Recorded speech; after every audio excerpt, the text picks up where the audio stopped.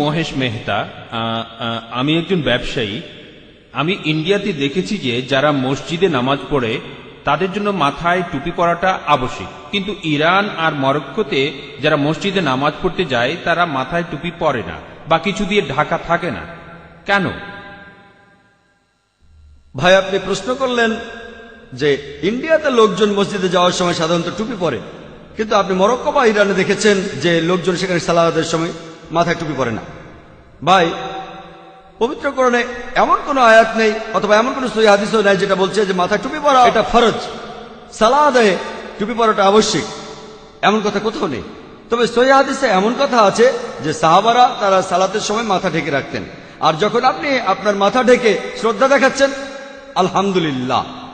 যদি ভালো করে দেখেন আমাদের প্রাচ্যের সংস্কৃতিতে, প্রাচ্যের কালচারে শ্রদ্ধা দেখাতে আমরা টুপি পরি, কিন্তু যদি ইংল্যান্ডে যান, হ্যালো ম্যাম, তারপর টুপি খুলে ফেলে, hello ma'am, how are you, তারপর টুপি খুলে ফেলে।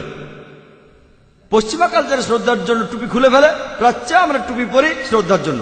তবে আমরা মুসলিমরা আমরা পশ্চিম বা প্রাচ্যের কোনো কালচার মেনে এটা করি না, এভাবে আমরা শ্রদ্ধা দেখাই।